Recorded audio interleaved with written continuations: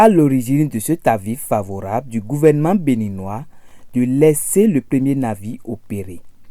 Le Niger a fait un aveu auquel le président Talon a été sensible. C'est juste pour aider à la compréhension des dispositions de l'accord qui lie les deux pays. Le ministre de l'Énergie, de l'Eau et des Mines, Samoa Dambi, l'a glissé en filigrane dans son adresse à la presse internationale ce mercredi à la salle de conférence du ministère des Affaires étrangères. C'est bel et bien sur la demande du gouvernement du Niger qui, ayant certainement réalisé qu'il s'est un peu écarté des dispositions de l'accord bilatéral qui sert de colonne vertébrale à cette affaire du pipeline Niger-Bénin, que la Direction générale des douanes du Niger a saisi son homologue béninoise aux fins d'accepter provisoirement que des cadres nigériens du domaine viennent jouer leur part dans l'exécution du contrat qui le lie au Bénin suivant les thèmes de l'accord bilatéral. Et le ministre dans son allocution a été on ne peut plus clair. Pour cette raison qu'en réponse à la lettre de la douane nigérienne adressée à la douane béninoise pour la participation d'une délégation de cadres nigériens ensemble avec les cadres béninois aux opérations de chargement telles que prévues par les accords, nous avons décidé d'autoriser le chargement du premier navire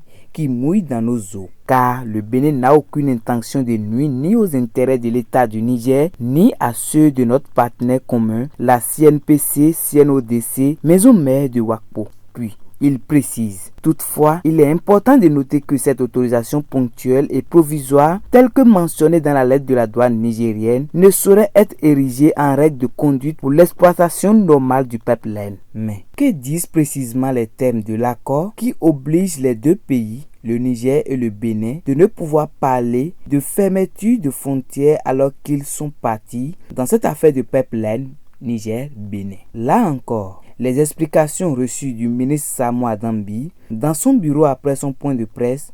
confirment le caractère limpide des réactions de la partie béninoise. Car, conformément à l'article 3.1 de l'accord bilatéral, le droit de transit du pétrole brut en provenance du territoire nigérien sur le territoire béninois est octroyé à l'État du Niger et c'est en vertu de ce droit que tous les autres accords ou instruments juridiques du projet ont été mis en place. Aussi, pour la mise en œuvre de ce droit de transit octroyé à l'État du Niger, les deux États reconnaissent la section du système de transport située sur leur territoire respectif comme formant un seul et unique système intégré de transport par pipeline. Article 5.1 de l'accord bilatéral. Suivant donc l'esprit de ce point 1 de cet article 3, le Bénin renonce à établir, comme cela se passe ordinairement en matière de transit, un point de contrôle à l'entrée du pétrole brut sur son territoire, de sorte que les systèmes de transport situés sur les deux territoires formant un système unique. Juridiquement, le pétrole brut entré dans le système de transport à la station initiale de Oulélé, située sur le territoire nigérien, acquiert le droit d'entrée sans contrôle sur le territoire du Bénin. Pour mieux l'expliquer, c'est comme si, du point de vue des règles béninoises, en matière du transit, la ligne de démarcation de la frontière entre les deux pays a été fictivement déplacée à l'entrée du système de transport situé sur le territoire nigérien, c'est-à-dire à Koulélé. Ce qui veut dire que ce système de transport,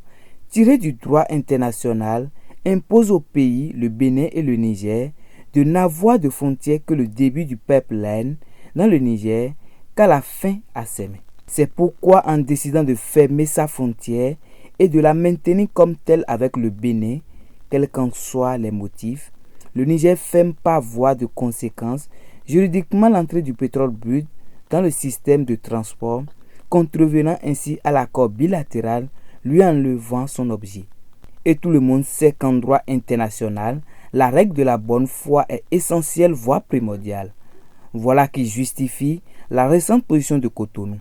car c'est la remise en cause de l'objet de l'accord par l'État du Niger qui a conduit le Bénin à considérer que le pétrole brut en provenance du territoire du Niger ne peut ainsi légalement entrer sur le territoire du Bénin jusqu'à atteindre la station terminale pour être chargé sur des navires au port de Sémé. Et c'est en vertu de tout ce qui précède de l'ouverture du président Patrice Talon a accédé à la demande des autorités nigériennes d'accepter provisoirement que des cadres du service des douanes nigériennes entrent dans le port de Sémin pour conclure l'embarquement du navire, comme la fin de ce système de transport est à saluer. Espérons que cette ouverture d'esprit du président béninois permette au roi du Puch que les affaires, les accords commerciaux et diplomatiques ne riment pas avec coup de force.